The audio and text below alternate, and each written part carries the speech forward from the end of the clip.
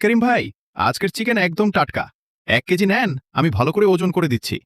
আমার দোকানে সুমন, তুমি আমার ক্রেতার সামনে এসব কি বলছো? আমার দোকানের ব্যবসা নষ্ট করতে চাইছো নাকি? আমি যা দিচ্ছি সেটাই ভালো চিকেন।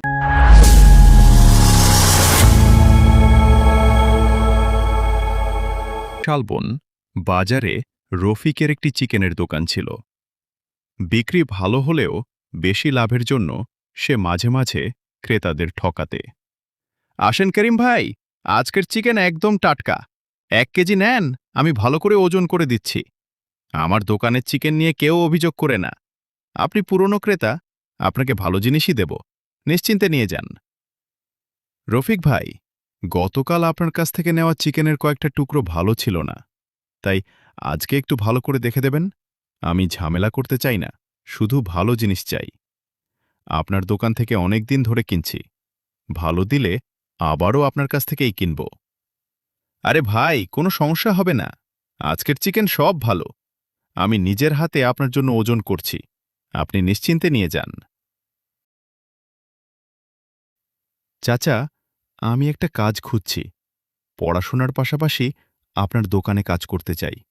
দোকান পরিষ্কার করা, চিকেন গুছানো আর হিসাব লেখা আমি পারি। আগে কাজ করিনি, তবে দ্রুত শিখে নিতে পারব। আপনি চাইলে আমাকে একটা সুযোগ দিন। ঠিক আছে, আজ থেকেই কাজ করো। দোকান পরিষ্কার করবে আর চিকেন গুছিয়ে রাখবে। ক্রেতা এলে নিজের থেকে কিছু করবে না, আমি যা বলবো সেটাই করবে। আমি অনেক বছর ধরে ব্যবসা করছি। ঠিক আছে চাচা, আমি আপনার কথা মেনেই কাজ করব। তবে হিসাব ঠিকভাবে লিখলে আপনারই সুবিধা হবে। প্রতিদিনের বিক্রি সহজে বোঝা যাবে। আপনি চাইলে আমি হিসাব লিখে দেব। আমি শুধু দোকানের কাজটা ভালোভাবে করতে চাই। সহকারী রফিক একটি আলাদা বাক্স বের করল। সুমন, এই বাক্সের চিকেনগুলো কম দামের। ভালো চিকেনের সঙ্গে এগুলো মিশিয়ে বিক্রি করব। ক্রেতা বুঝবে না, কিন্তু আমার লাভ বেশি হবে। ব্যবসায় একটু চালাকি করতেই হয়। তুমি শুধু আমার কথা মতো কাজ করবে। চাচা, এটা ঠিক হবে না। ক্রেতা ভালো চিকেনের দাম দিলে তাকে ভালো চিকেনই দেওয়া উচিত। আজ লাভ বেশি হলেও পরে মানুষ বুঝে যাবে। তখন আপনার দোকানের উপর বিশ্বাস থাকবে না। লাভের সঙ্গে বিশ্বাসও দরকার। তুমি এখনও ব্যবসা বোঝো না। একজন ক্রেতা চলে গেলে নতুন ক্রেতা আসবে। আমি বেশি লাভ করে দোকান বড় করতে চাই, তাই ব্যবসা আমি নিজের মতো করেই চালাব। তুমি এসব নিয়ে মাথা ঘামাবে না।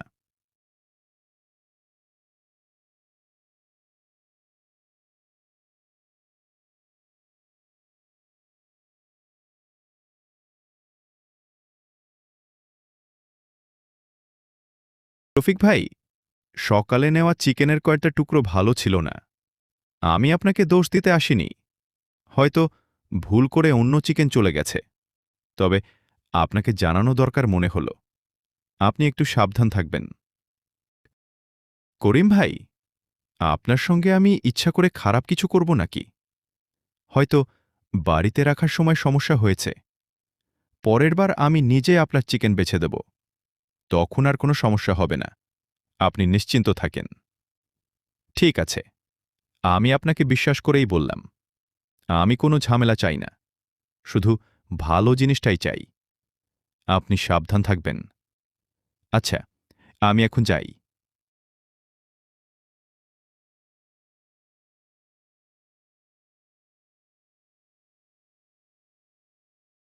চাচা, করিম চাচার অভিযোগটা অকারণ নয়। আমি দেখেছি আপনি কম দামের চিকেন ভালো চিকেনের সঙ্গে মিশিয়েছিলেন। হয়তো উনিই সেটা পেয়েছেন। এভাবে চললে ক্রেতার বিশ্বাস নষ্ট হবে। আপনি এখনই থেমে যান। তুমি আমাকে ব্যবসা শেখাবে না। আমি অনেক বছর ধরে ব্যবসা করছি। কাল এমন একটা কাজ করব যাতে অনেক বেশি লাভ হবে। কাল বাজারে অনেক মানুষ আসবে। তখন দেখবে রফিক কিভাবে ব্যবসা করে। ভালোভাবে লাভ করলে আমিও খুশি হব, কিন্তু কাউকে ঠকিয়ে লাভ করলে একদিন বিপদ আসবেই। মানুষকে ঠকিয়ে ব্যবসা বেশিদিন চলে না। আপনি অন্তত ভেবে কাজ করবেন। আমি চাই আপনার দোকান ভালোভাবে চলুক। রফিক নিজের পরিকল্পনা নিয়ে খুশি হল, কিন্তু সে জানত না তার লোভই পরের দিন তার জন্য বড় বিপদ নিয়ে আসবে।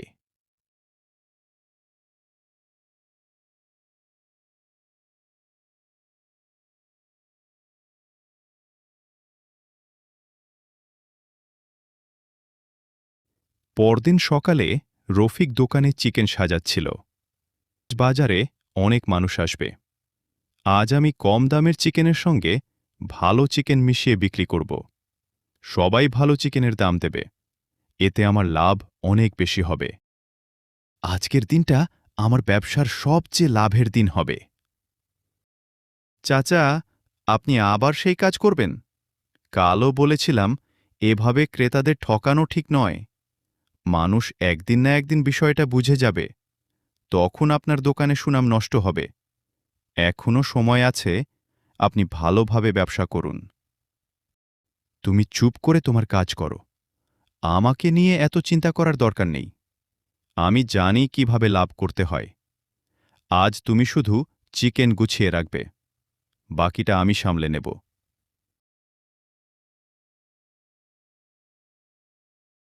রফিক ভাই, আজ 1 কেজি চিকেন দেবেন, তবে এবার আমি নিজেই চিকেনগুলো দেখে নিতে চাই। গতকাল যে সমস্যা হয়েছিল সেটা আর চাই না। আপনার ওপর বিশ্বাস আছে, কিন্তু এবার একটু সাবধান হতে চাই। আপনি খারাপ মনে করবেন না। আরে না করিম ভাই, আপনি নিজেই দেখে নিন, সব চিকেন ভালোই আছে। আপনার জন্য ভালো চিকেনই দিচ্ছি। নিন, 1 কেজি হয়ে গেছে। আপনি নিশ্চিন্তে বাড়ি যান।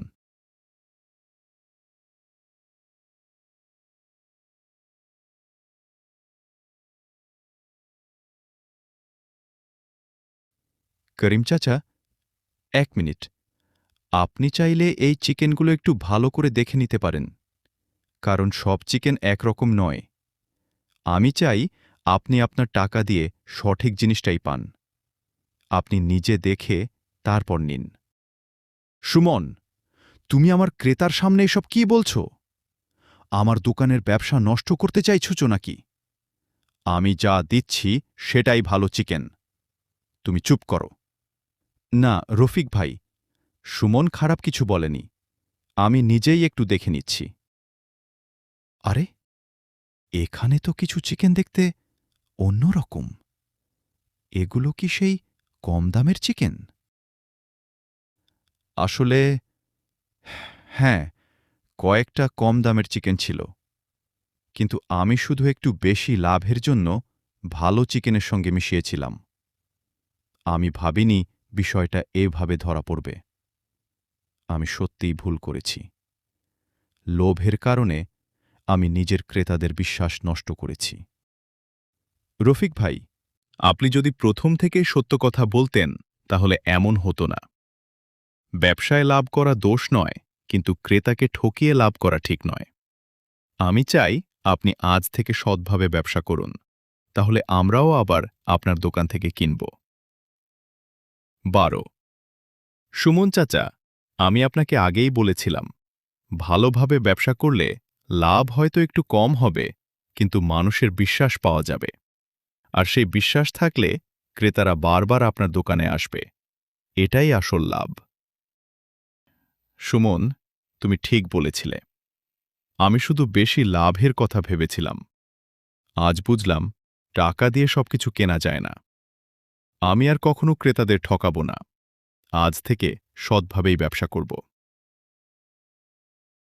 তাহলে আজ থেকে আপনার দোকান থেকে আবার চিকেন কিনব, তবে এবার ভালো জিনিস আর সঠিক ওজন চাই। আপনি সৎ থাকলে আমরা আপনাকে সব সময় সহযোগিতা করব। আপনার দোকানের সুকানে সুনাম আবার ফিরিয়ে আনতে হবে। তাহলেই আপনার ব্যবসা আরও ভালো চলবে।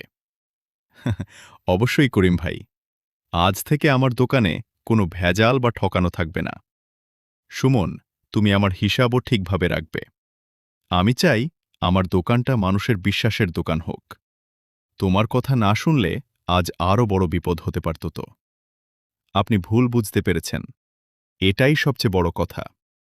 ভুল থেকে শিক্ষা নিলে মানুষ আরও ভালো হতে পারে। আপনি সৎভাবে ব্যবসা করলে আমি সব সময় আপনার পাশে থাকব। চলুন আজ থেকেই নতুনভাবে শুরু করি।